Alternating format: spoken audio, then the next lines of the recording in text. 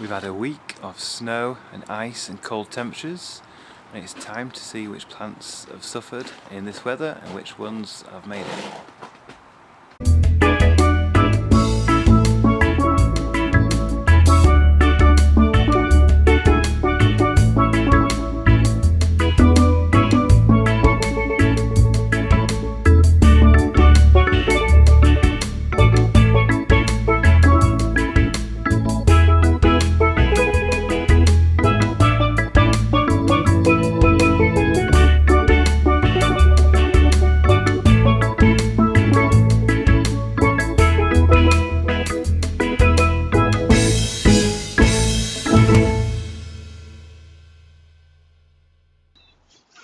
So welcome to another edition of Yorkshire Kris Weekly, and for those watching this video from in the UK, you've probably had the same sort of weather as what I've had over the last week, and that is lots of snow and sub-zero temperatures. It's Sunday now, and as you can see, if you look around, we're still in a foggy day. Still got lots of snow on the ground, but thankfully, finally, it's starting to thaw. It's up to the dizzy heights of 3 degrees at the moment, which is a lot better, believe it or not, than the last few days. So if you just look here, we've got the temperatures from the last week. We've got Tuesday and Wednesday where the snow started, and then we had Wednesday night into Thursday night being completely sub-zero. The lowest temperature I had here was minus 4.7 degrees, and it's kept below zero or up to a degree until this morning, when it slowly got up to 3 degrees on this afternoon in Sunday. So what damage has this caused to the plants? Well, we'll have a look around the garden now and we'll see how the plants have been affected. So let's have a look around. So the first plant we've got here that we wrapped up, this was the Butia Aerius Spafer, and now the temperatures for the week ahead are going to rise. I'm going to unwrap these plants because I hate being wrapped up really tightly for weeks on an end, especially if we're going to get some warmer temperatures with rain. So I'll just remove this now. So I'll get that carrier bag off, which was over the top of the plant. And then we'll just remove this. Get the fleece out of the centre, which we had in the centre, and obviously I'll keep this fleece for another time and I'll reuse that, so I'll make sure I keep that somewhere and go back to that later on. So if we have a close look at this, you can see, get that bit of ice off, there's no real damage seen at the moment. It's nice and green. The leaves haven't gone a dark green, and then also seeing where the crystals form in the leaves, that's not happened on this, so that palm on the face of it is fine. What might happen in spring when the plant actually starts to grow and grow new leaves is if there's been damage in the centre of the plant, then it won't grow, and what will happen is you'll think, oh, what's happened to the plant, and then the centre, you'll be able to put your hand in like this. You'll be able to give it a little tug like that, and the whole centre would rot and fall out. That's called spear pull, and that is damage caused in winter, but you don't see it until summer. So some palms might look fine now, but they might not be. Hopefully this palm will be okay and the rest of the palms will be okay in the garden, but we'll go around the garden and see which ones are looking as good as this Butia. Like I said, we've still got snow on the ground. So over here we've got the tree ferns, and as you can see, look at the leaves on this, absolutely brown, scorched. Obviously these leaves are never going to be green again, so they'll be cut off. I'm going to leave this straw in here for a while longer just to protect the developing crosias, the new leaves, and that'll be removed in a few weeks' time just to see what's going on underneath. But if we look in the back, if I get into here, and then can you see through there behind, up at the top, you've got green leaves. Here, look, all there. That tree fern still completely green because If we step back, we can see it's protected by this palm tree, it's protected by the garage wall, and that's kept its green leaves. The borderline temperature for tree ferns to keep green leaves is about -5-ish, give or take a degree or two, so this was just okay. The reason the ones further down went brown and died off is because they're completely exposed to the elements. This was tied up, but we had lots of strong winds of the last few days, like gale force winds almost, and it broke the twine off here, which allowed the leaves to unfurl, and that's why they're blackened off. But the actual plant inside should be fine, so it should grow new leaves in spring. Right, let's carry on round. These are my new paths. The Robusta hedge there, the bamboo hedge, completely fine, unfazed by the weather. And then if we look on the other side of the garden, we've got Trachycarpus palms. Some I've not protected, like this Princeps over here. Hopefully that'll be fine. Some Princeps hybrids I've got have spear pulled in previous years, so that could do, but fingers crossed it doesn't. And then further down, I'll just jump across. Under these, we've got the various more tender Trachycarpus palms. We've got the Gemini sectus, we've also got Ananus, we've got Princeps, which I've covered because it's next to Gemini sectus, and we've also under here, where that table's leaning against the wall, there we've got the Latisectus. Now, let's have a look and see if that survived. Let's just take off the protection. So let's move this out of the way. Fingers crossed, it's okay.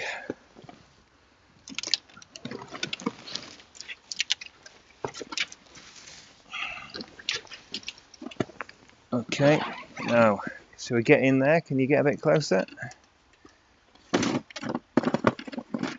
Okay, so, moment of truth.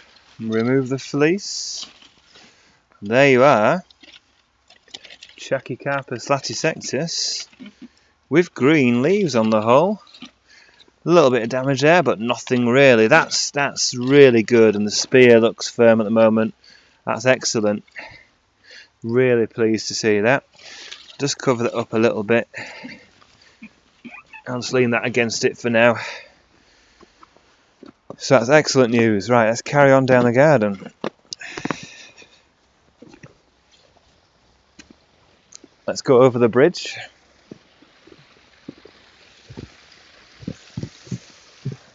Very careful on the bridge here. There's snow still on the ground. We've still got ice in the pond, completely frozen over it was. But this area away from the waterfall is still frozen. And if we pan around and obviously look at the waterfall, you've still got lots of snow and ice around there. But the water itself is frost-free now. Now it's time to look at some of the small palms. So this is falling off already, this Chimerops. I mean, at this stage it looks okay. Again, we'll look out for spear pull later on in the season. Right, it's time to uncover a few others. So this one is the Trachycarpus winsan, which might not be that hardy.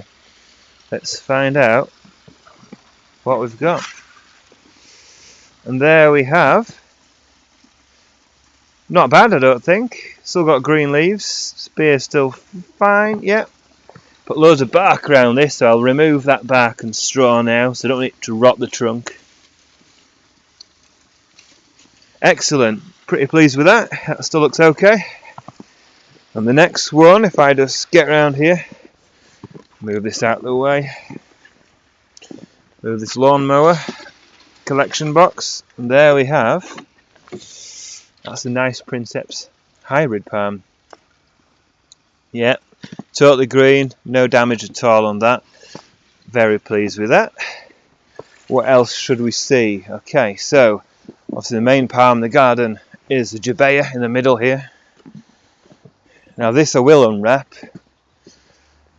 I think on this one I put about 10 to 15 meters or fleece around it and in the crown. I'll unfurl that in a minute. It'll take me a few minutes, so I won't waste time on the video doing that. But I will take that all out now, because we're not expecting any really harsh frosts. I mean, we are in spring, and the next week or so the weather's looking at being highs of between 5 and 10 to 11 degrees at best. Night time, we might get down to freezing, but hopefully between 1 and 3 degrees, so just light frosts. Behind this sheet here, we've got a Trachycarpus princeps. Again, that's looking exactly like it looks before I put the protection on. That bit of damage has already been there, so that's looking good. Further round now, this is a Aloe striatula. Borderline, I would say, if this is going to survive. It's not gone soft, it's defrosted, so I think it might be okay. If it did die, it would reshoot from the ground, because you can see loads of new shoots down there. And you'll have loads of new shoots underground in spring if it did get rid of the top growth. So that's looking okay. Another princeps under here. Yeah, that's fine, that's good. Now I'm not going to remove the protection of this one. This is my Aloe polyphylla. Now if you duck down, have a look under. Let's feel. Now that's defrosted. That might make it, it might not. Once it's thoroughly defrosted, give it another month or so and we'll take the shelter off and we'll see how it is. It could quite easily rot from the centre and go black very quickly over a couple of days when it warms up, or it might survive. So I have to watch this space on that one, but I'm not removing that shelter. Okay, what else have we got? Right, another princeps here. Just move my shelter out the way. There we are. That looks fine. No damage there. Nice big strong leaves. Great stuff. I'll still leave the shelters on the arid bed here just to give it a bit of protection. So we've got the Yucca Faxoniana, got the Chemerops behind, and there we've got the blue Dicilarion. That should be fine, to be honest, so I'm not worried about that. Now we've got a few casualties potentially in here. Under there we've got a Montana. That should be fine, but next to it we've got the Agave Americana. That's still got a lot of snow in it because the snow came from the east. This protection was protecting from the rain that comes from the west and the south, but this came from the north over this way and downwards, so the snow got in there. It might make it, it might not. If not, we've got loads of little plants. Sometimes these make it when the mother plant dies. We'll have to wait and see. Could be a casualty. Behind it, we've got another Agave, which isn't hardy, but so far so good. It looks alright, in good condition behind. Okay, let's go over here. What else have we got? Got the Linearis Yucca. Hopefully that'll be fine. And under here, Echeveria. Let's see if that survived. Now, look at that. One's rotted a little bit there, but we've got little plants around it, so that might have made it. And we've got this cacti that always looks a bit dead, that so far, yeah, that's still alive. That's good. So we'll move down further down the garden, and we'll go down here, past the arid bed. We'll go around the garden this way. Got another aloe there, which might make it. And here, believe it or not, is one of my oldest palm trees, and it's only about 10 centimetres tall. Just sticking out of the snow, and that's the Sabile palm. Extremely hardy, but extremely slow growing, not really recommended for this part of the UK. It needs a lot of heat. So, I will leave this wrapped up. This is my Cycad revoluta. So we'll leave that cycas there now, and we'll wrap that in a few weeks' time. And the crown of the plant should still be hard and ready to flush in the summer. Right, so if we come down past this bamboo, which is very wet, here we've got one of the rarest palms that you can have in the UK, really. Don't think you can actually buy this palm anymore. This is Trachycarpus aureophilus, which is native to northern Thailand. Now, shall we ever see if it's died? Let's take this big fleece bag off.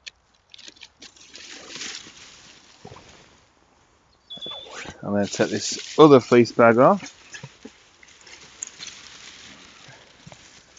Oh, we've got more string around it. Let's just cut that. I've got lots of protection on this one because I do want to try to save it. Being such a rare plant, I'll never be able to get another one of these again, I don't think. So we'll just cut the tie off. Get the fleece off. There's a lot on here. And we're about to get the moment of truth. Just there we go. Right, moment of truth. Might have to stand back, see all this. Oh, look at that. That is not bad at all. Look at the centre of that. We've got new growth looking okay. The leaves that were produced last year look okay. Now you can see it's slightly folded over. That is partly due to the fact that it's not uptaking enough water because the probably been frozen at the ground, so it needs all this snow to melt and it'll get lots of water at the roots. And that's what it needs. And even the older leaves, look, they're okay. Obviously the older leaves do go yellow and brown anyway. So very pleased that one of the rarest plants at this size especially is alive. Excellent. I will keep an eye on that. I'll put one of those fleece bags I'll put over when it gets a bit cold again, if it does get cold again. But fingers crossed that is survived for another winter. So let's just come further down.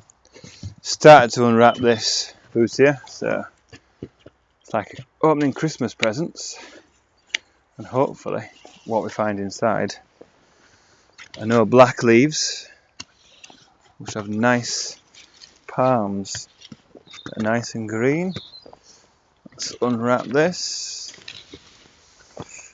Here we go. Not too spiky, this one. I'll just snip this. Oh, stand back.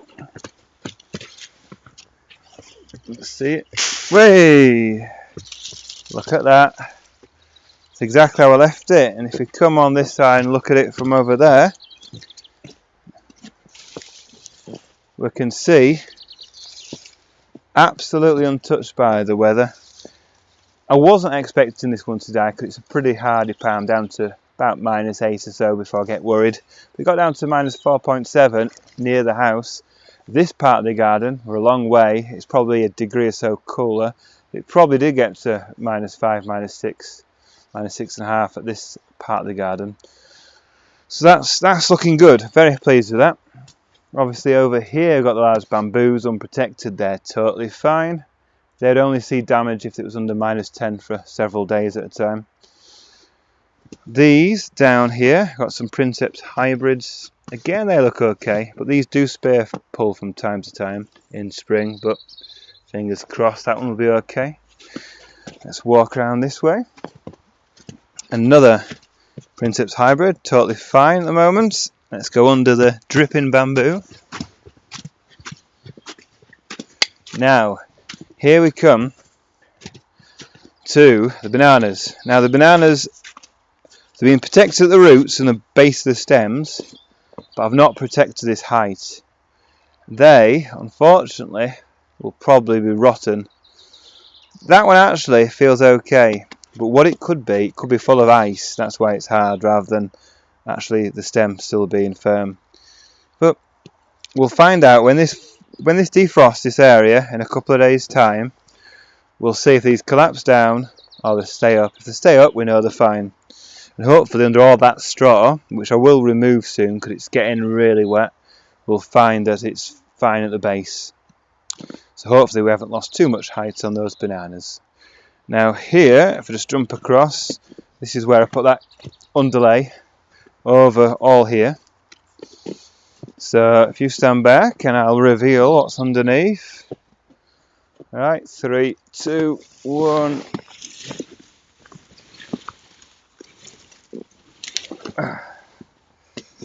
And here we go. Look at that. That is a beautiful Butia odorata palm. Now that looks completely untouched. Get that fleece off from the centre again on this one. That one looks fine. You see the foam on the ground, I will leave that there. That's protecting the ground from freezing. Might as well leave that there for now. Going further on, if I remove this bit of carpet. Oh, a bit squashed actually, that one. But this is spear pulled every year. Hopefully this year it won't. So fingers crossed it doesn't. Right, down here, if you stay there, these are all my tree ferns. Not going to remove these bags yet. I'll leave these for a few more weeks just in case we get some more frost. Fingers crossed they're okay. Now, sorry sight here. This is a Washingtonia robusta. Now, as you can see, the foliage is completely browned off. This actually happened before the deep freeze of this week because the fleece that it had over the top got blown away by the wind, exposing it all. So this, if I remove this now, let's see if there's any green in the centre. And actually, if we look down, that's still green. It's got a chance, that could grow, and the good thing about Washingtonia robustas, it grows really fast, the amount of leaves in the summer. So we might get 6, 7, 8 leaves out of that if it survives. So by middle of spring, it should be looking okay. Obviously, it could spear pull, or it could completely rot away. So it's not looking great, obviously, but fingers crossed it pulls through. So that's that part of the garden. There's one final plant I want to show you. So if you follow me down this path, over the bricks, so be careful there.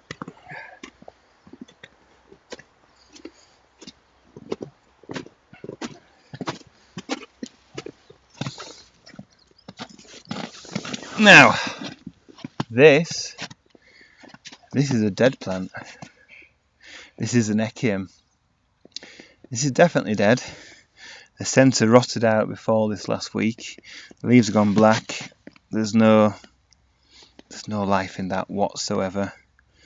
In a sheltered position, sometimes these come through, or if I have mild winters.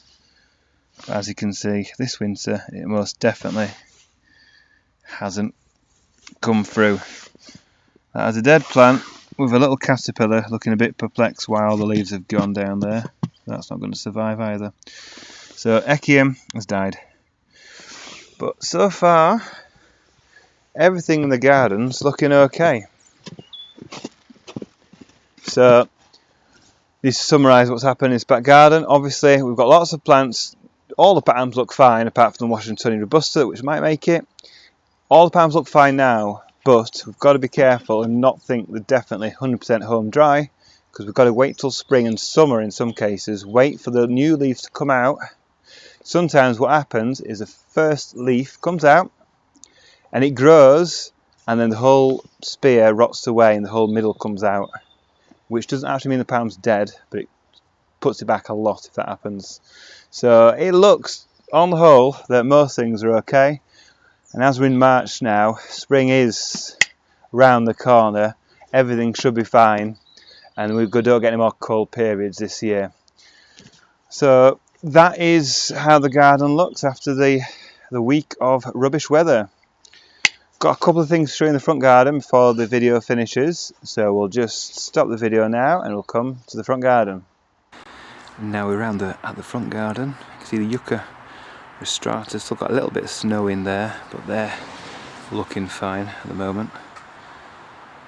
But obviously rock could take months to set in and show itself, but I don't think that'll be the case with these, because it wasn't cold enough for long enough. But the big happy news is the Phoenix canariensis. I've just unwrapped all the fleece around that, and that looks completely untouched, which I'm really happy with. The Jubea had a bit of a fleece on it, and that's totally fine at the moment. and the needle palm wasn't protected whatsoever. So far that looks okay, if a bit yellow. I think the bananas will probably be lost. Well, they'll shoot from the ground, and the waggies behind are totally fine. So that's the front garden, and we've even got a little bit of colour. So if we go underneath the bamboos, we've got some nice crocuses. And in the garage we've got my new palms that I'll be planting this summer, and some half-hardy succulents and some hardy succulents in here. So with the cold weather that started on Tuesday, I was a bit concerned about these new plants freezing through, so what I did was put a little fan heater on frost protection mode down there in the end of the garage, and I put a recorder on to see how much electricity I've used.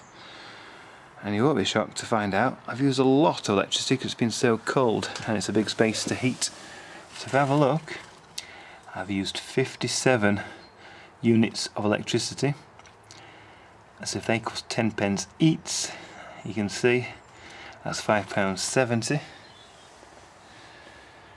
But I know it's more like 12 pence each, so talking about £7 to heat this place last week. That has meant I've got no concerns about the plants freezing through, so I think it was worth doing in this case, although it's not the most efficient way of doing things.